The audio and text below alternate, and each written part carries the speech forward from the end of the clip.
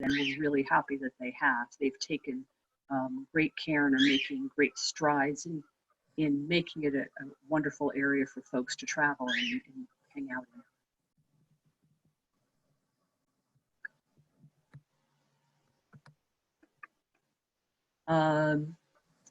Again, it's Pinchot State Forest has taken it and has secured the property. It's making improvements in the property, which we'll talk about in just a few minutes, and is opening it up to a whole different genre. A park is not a recreation area, and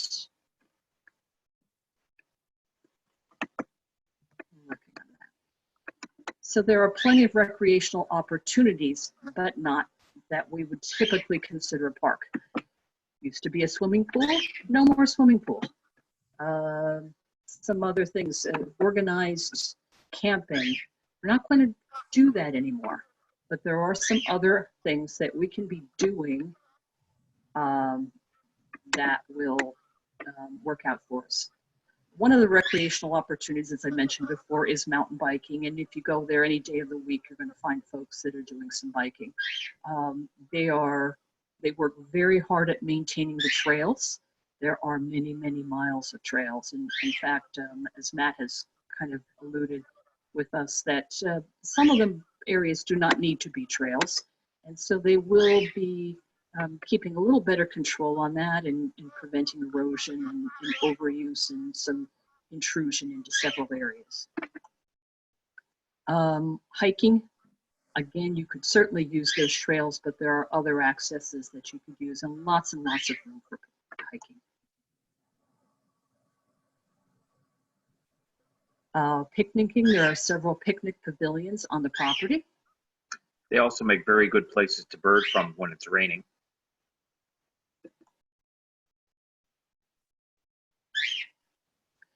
The county had a relationship with the radio controls airplane group, which the forestry department has maintained and will review that periodically. They have a sweeping view of the grasslands there. And while they are a little noisy on the weekends, the birds don't seem to mind it all that much. No, not at all. They are a little disruptive if you're leaving, but there's still plenty of room on the property, and we can all get along. We don't all have to have all of our way all the time. So as long as they are working cooperatively with Pinchot, I think we can all play nicely together. This is one area that is kind of not really open to the public because it is leased property. They don't mind if you drive up there, but they do maintain the grounds themselves. So you can kind of look around this area, and if there are people up there actively flying, I would avoid the area at that time. For your safety.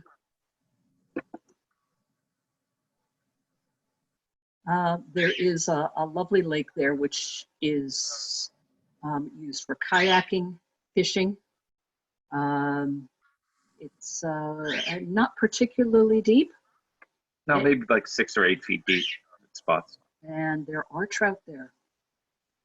The boat launch is not as developed as some of the others. You can take trailered boats there, and on any weekend you may see some fishermen there. A lot of people do like to kayak from there. And a lot of fishing on the shore. And camping. And there are 12 primitive sites there. This is one of them.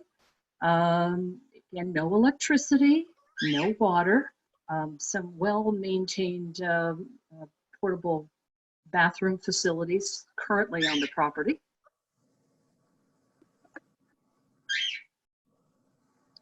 And no presentation would be great without a dog picture in it. You will find a lot of dog walkers in and out of the campground. That is Zeke the dog.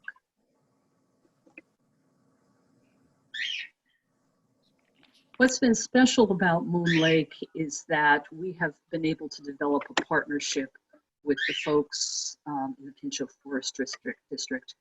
And when we talked about new beginnings, this is part of that. Alan and I were inspired by a trip. We went to see the eclipse in Tennessee by a place called the Seven Islands Birding State Park, something like that. What we saw were the community and the state worked together to make a place that was geared toward birding, although there's certainly other recreational opportunities there. And it was that time that we started to go back to Moon Lake after it had left the county's thing, and saw a blank slate here for birders and other people that enjoy the environment. So we approached Moon Lake, and they have been great partners to work with, and we've been able to do a few things and have some more plans in the future. One of the things we started out with was surveying the property through eBird, so that list is available as there. We also created a bird list of things that you might find at Moon Lake, with a description on the back of the brochure that we created of the areas, and on the inside the types of birds that are available and the areas and the seasons and abundancy that you might find them in. And they've been at Moon Lake, or the Forestry Department's been terrific at printing those, and we find them in the kiosk down by the lake. This is also available, I believe, online, but they've been great about partnering as far as getting a bird list and getting people interested. And we are forever filling up that kiosk. So good things are happening. People are looking for birds.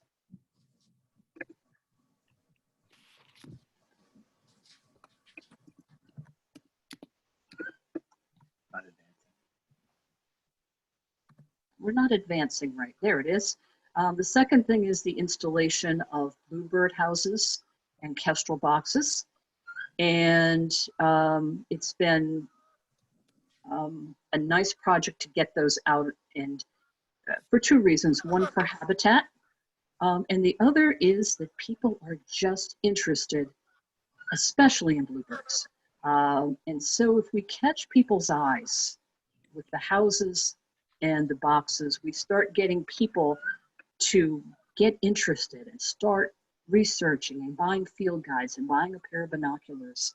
And so it's a small step. And you know, when we're up there, we see people stopping and talking and mentioning that the boxes are up. So so far nothing there, but we're keeping an eye out there. We have 3 Kestrel boxes, and I don't remember how many double-sided Bluebird boxes installed. So we're waiting. Matt Crosby just put a note down there at the bottom that says that that brochure is available on the state's website. So I invite you all to take a peek at that.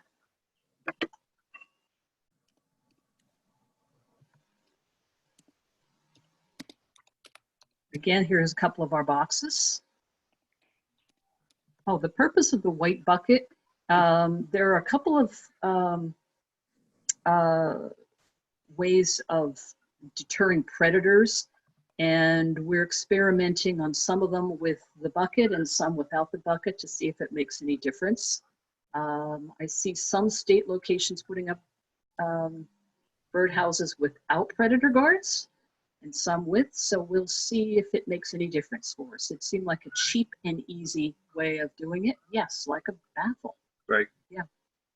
Hey, Bonnie, hold on for just 1 minute. Sure. Can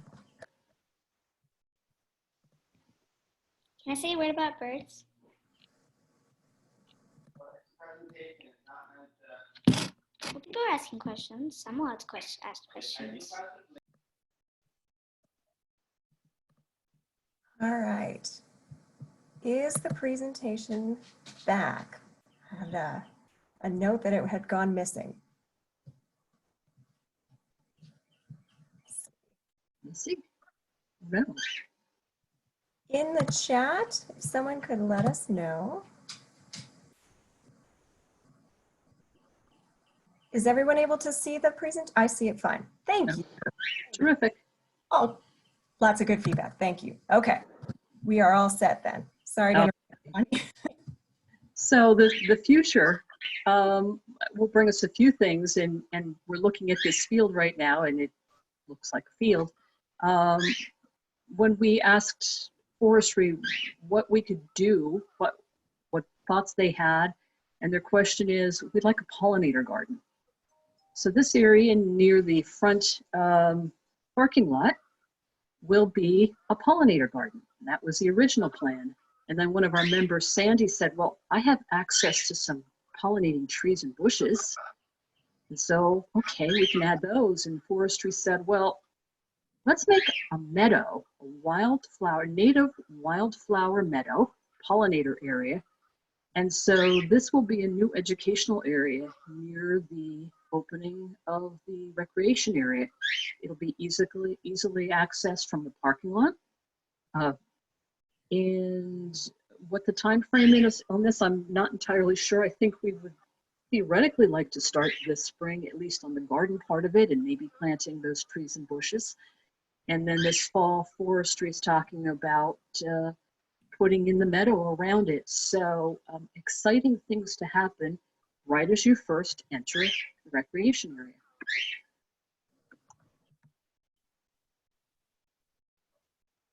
And a second theoretical project that we're brainstorming right now is to take, there's a small vernal pool as you first enter on the left-hand side, which would be a great educational area. And there's a trail that's, older trail that's on one side of the area, perhaps looking at extending it around the side, putting in some educational information, and making, again, tying it in with right across the road will be the pollinator garden. So making this a welcome educational area as we very first come into the recreation.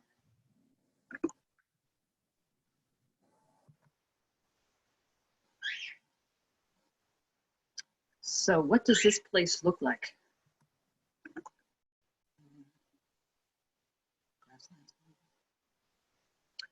There's lots of fields there. The county that had the park before maintained the farm fields, and they would cut the grass down through them just to keep them all mown. So there's very little intrusion of trees and shrubs into the open area, which does make it very good for birds that do like open grassland areas like that. We have seen quite a few birds in that area flying over through there. You do have some invasive trees going up in that area too, some of the pines there that really don't belong. And there's a constant battle going on with the autumn olive and the multiflora rose, which is probably why the county kept the grasslands park cut down at that point. We talked about preservation in that early screen. Now, remembering that this property is about 900 acres, a large part of it already open in grassland, some in woods with a lovely little pond in it. This would be a developer's dream. And the foresight of forestry and preserving it, this is fabulous. And yes, it is in Pinchot State Forest. It's, you know, how many houses with 2 acres of cut grass can we have that, you know, a developer would just love this, but instead it's going back somewhere to where it was. Now, the plan is hopefully to keep these grasslands open so that our grassland birds can take advantage of these areas. And yet we still have the woods and the pond. So it's a nice balance.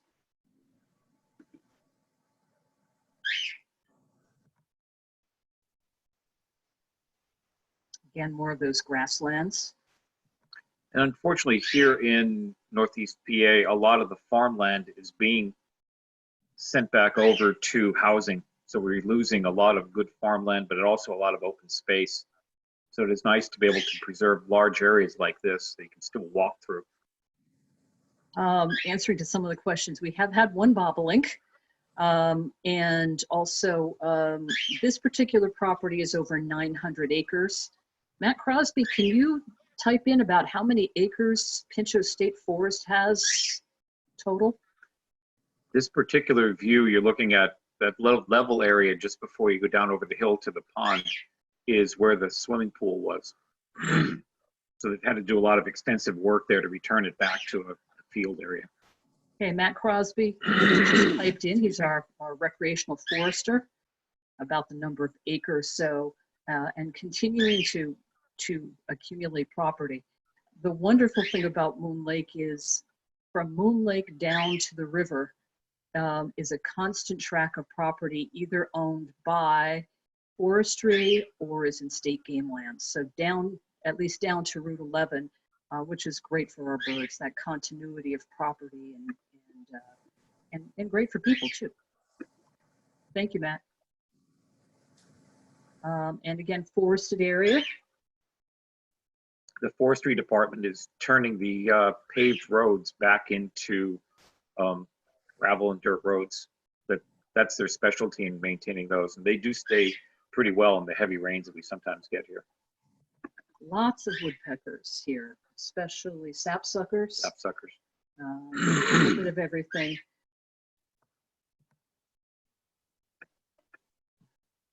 This is the road up to the campground. Some stream areas. Yeah, I'm going to answer that question about the red-headed woodpecker in a minute.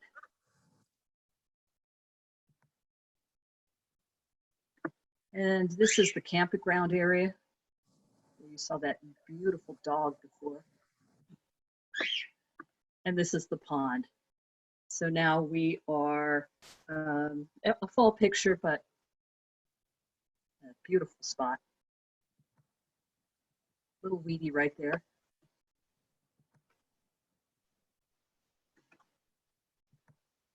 We don't want to yearn for fall too much.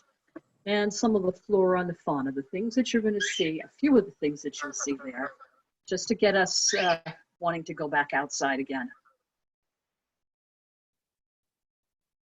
Nice chipping sparrow there.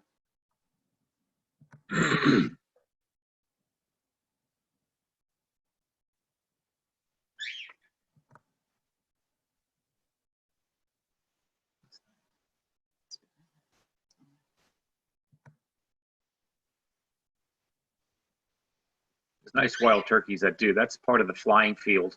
They do like to go out in there.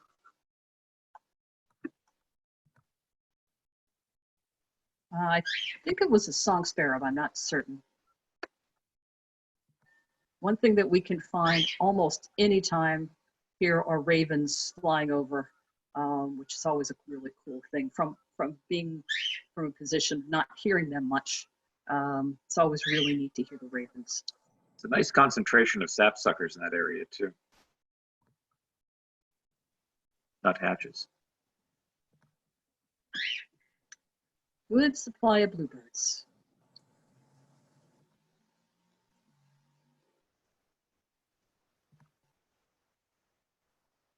Not a raven, but a crow. Got to give them some time.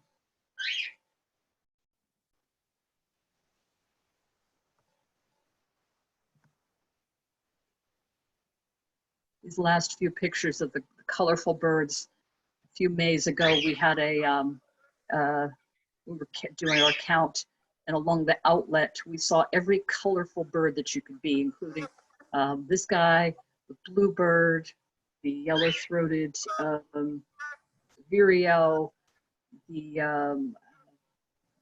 cerulean, a parula. They all showed up all at one time within 15 or 20 minutes along the outlet, which was a really amazing experience. And you asked about the red-headed woodpecker. Sandy Goodwin, who's on here, and I were excited to find this fellow in the campground. Something else spooked out, and we were looking at that, and all of a sudden he showed up, or she, and we were very excited to find that. Our ranger, Maggie, says that she has seen them other times, and I believe her. She's a birder. And so hopefully, the next day, actually, one of our members right over the hill saw another one. So we're excited at the prospect that they are there and continuing and expanding. Cuckoo. There's quite an outbreak of tent caterpillars, which brought the cuckoos out. This is not a bird. I don't know. I always see the back end of porcupines. I don't know if anyone else has the same feeling. I guess they just don't like us. Are we doing anything to balance the red-headed woodpecker population?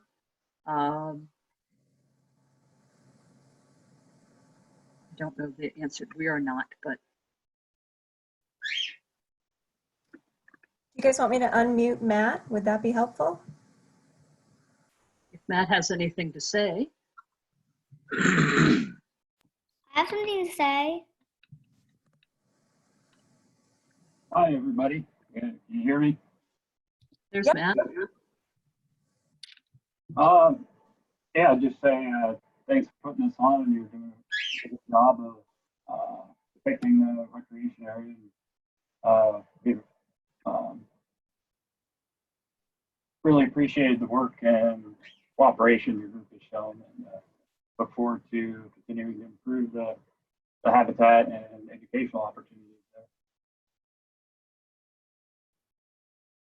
Thank you, Matt. We enjoy working with you guys. What happened there? I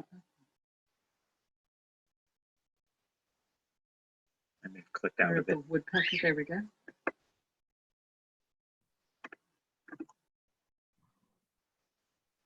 Vireo. I just like the branches on this picture.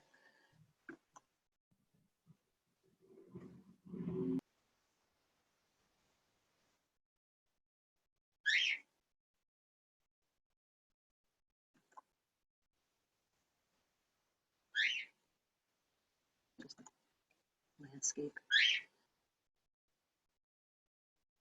Just a little more landscape.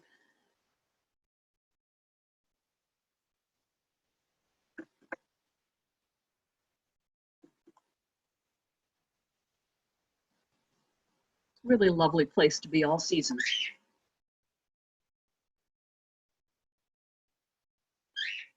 And I'm not sure, I am not a I'm not a flower person, so I will leave that someone else to pop in on that. I'm learning slowly. And we do have some lovely eagles, and no presentation would be complete without them, I suppose. We suggest that they are not nesting on the property, but on an adjacent property. A few years ago, we had 2 juveniles. When we were up there this week, we had 1 flying over, so we're suggesting that maybe the other is on the nest because they do spend a lot of time together. Pickerel weed, Loftus said. Thank you.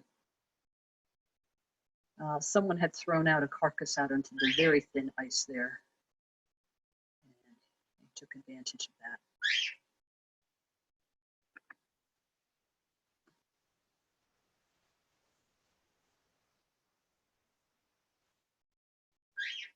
And some sources certainly keep an eye on eBird. We are always putting more birds and more things in there.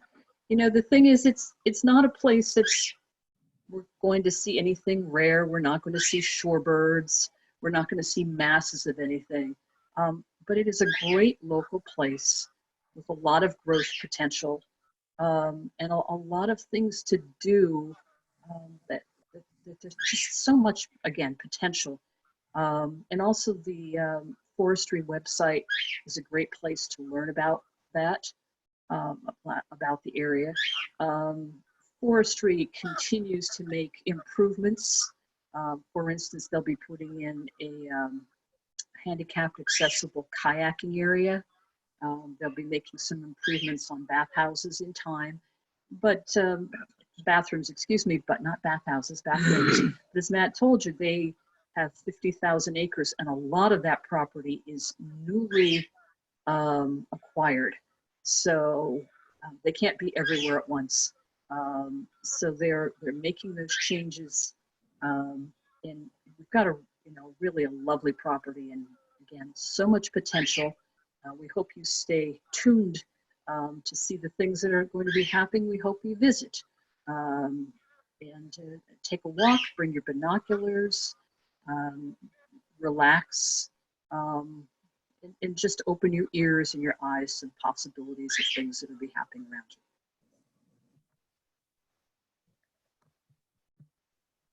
Thank you for listening to our presentation. We appreciate it, to all of you, old friends and new friends, and we look forward to seeing the next presentations. We're going to unmute everyone at this point, and if you have questions for Bonnie or Alan or Matt from Forestry, No, that apply to the meeting I already scheduled. Question. You don't know. Right. I'll tell people at the beginning if it zooms us out, then come back. You're all unmuted. If you have a question, go ahead. If not, you can go ahead and mute yourself again. Confused between these two email. I don't know what you logged on originally. They unmuted us. No, I didn't. Do you guys have any threatened birds that live in your state forest? Or any like endangered species? That's a good question. There are, there's some work being done, and I think Matt can probably give more information on that, but they are working toward helping gold-winged warblers. And it hasn't been all that long that the eagle has been in severe trouble. So we watched the Redheaded Woodpecker isn't doing so great. Matt, do you know of anything offhand other than what I'm talking about? Yeah, I'm not fully aware of details of the different species that are threatened and endangered in those locations. That we do have biologists in the central office that come out and survey different areas of the state forest, and they'll keep track of that and help with planning and best ways to manage to help those species along. In fairness to Matt, he's a recreational forester who helps utilize these properties correctly. And I guess I'm diverging a little bit, but recreational area, a general forest is different than a recreational area because the recreational areas are set aside for certain activities. For instance, at Moon Lake, a lot of it is about boating and fishing and kayaking and mountain biking and the RCs. If you go to Thornhurst, they're geared a lot towards snowmobiling. So those are kind of more Matt's focuses in keeping us in recreation. Which is not to say he isn't a great forester. But also, we've worked with one of the other foresters there, and they have been working with private landowners on getting properties set up for things like golden-winged warblers. So we applaud those efforts. They're working with, again, landowners to plant and clear. So even in our area, they are focused on those things. One of the other things that we're interested in and looking at, we heard Cerulean Warblers last year, and we want to know if they're actually nesting in that area. Bonnie's cousin Doug, who's an ornithologist, a retired ornithologist, was kind of intrigued by that and wanted to know where the location was and could we identify any nesting places for them. So we're going to try to see if we can locate them. We heard them singing, but we don't know if they actually nested. The habitat's correct for them, but they're one of those niche birds that like a certain type of habitat to nest in. And they might have been just passing through. Are you related to Doug Gross? Yeah. All right, lucky. Yeah, he is lucky. I mean, we are lucky. We are lucky. You're both lucky. Why is Starling so bad? He's a nice guy. He's a good guy. Why is Starling so bad? If you hang on at the end of the presentation, I will show you our cockatiel, okay? Okay, so when everybody closes out, you stay on. I know you'll all stay on to see the cockatiel, but it's not necessary. It's usually a dog and pony show. This is a dog and bird show. Did you have any other questions? It's Mike. Are there any nest boxes up there? Bluebirds, kestrels, wood ducks, etc.? Yes, we put up bluebird boxes back to back. Bluebird swallow boxes. We have kestrel boxes, and when the county had the property, they had some wood duck boxes that are sort of leaning a little bit. So eventually we will get out there to do something about that, but baby steps. We were kind of hoping for some colder weather to get some ice so we could take a walk back in that area over the ice, but That didn't work out this year. No. It's very, very swampy to get through. Thank you. There was a question about the bird list.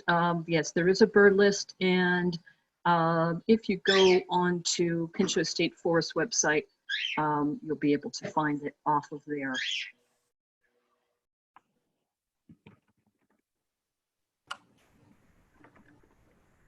Anything else? There it is. dcnr.pa.gov/state forests, etc. Thank you, Matt. Matt just put the link into the chat box in case anyone missed it. Thank you. Yes, we eBird. Every day.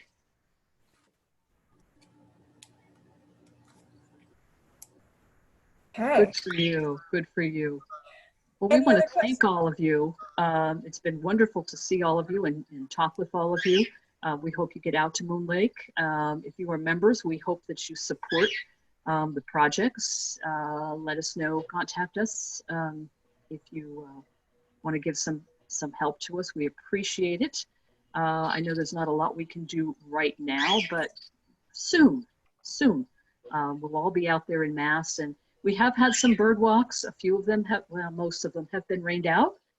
We did an astronomy night, and that got rained out as well. But we want to get this partly rained out.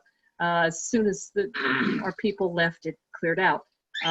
But you know, we want to do more of that kind of thing, more bird walks, more astronomy walks, doing some kid events, get kids involved in birding.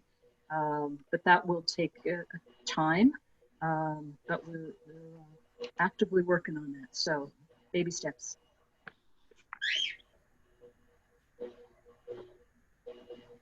Okay, any last questions for Bonnie or Alan?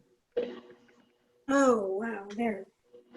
All right, then I just wanted to say thank you to all of you for joining us today for our first virtual bird walk. Special thanks to Bonnie and Alan and the Greater Wyoming Valley Audubon Society. And we hope you'll join us next Wednesday. Invitations will go out tomorrow for our next field trip to Crossways Preserve, which is north of the Philadelphia area. If you would like to stay on for just a few minutes and meet Gandalf,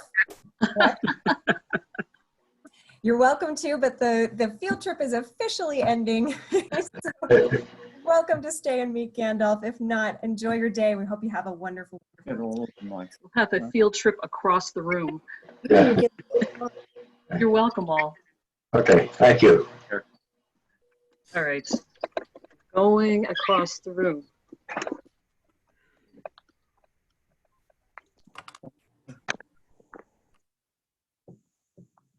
Hello.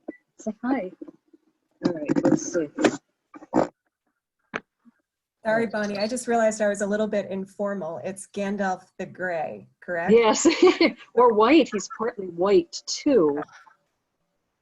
Why don't you sit on a perch and then we can all see you. There we go. There it is. So where are you?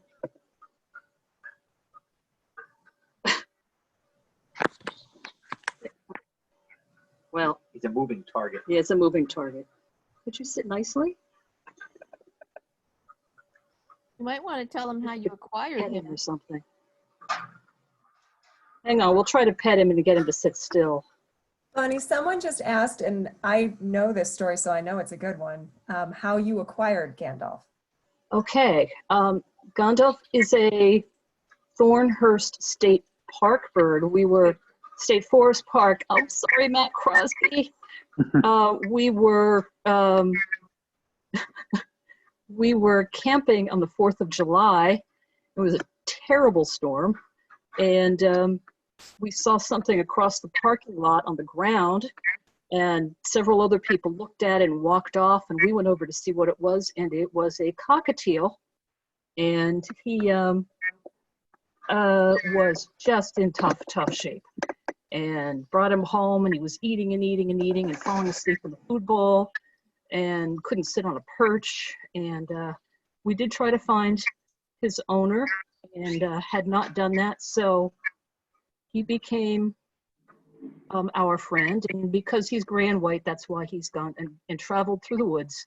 That is why he is Gandalf, or she. I'm not entirely sure, but anyway, that's the story of Gandalf. And no, we don't want any more pets. Okay. Da-da-da. All right. Good on the bird? Okay. We're good.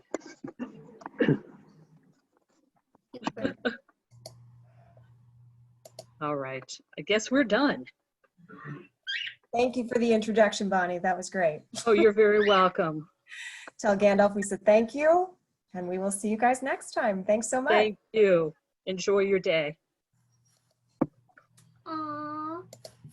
Oh my goodness.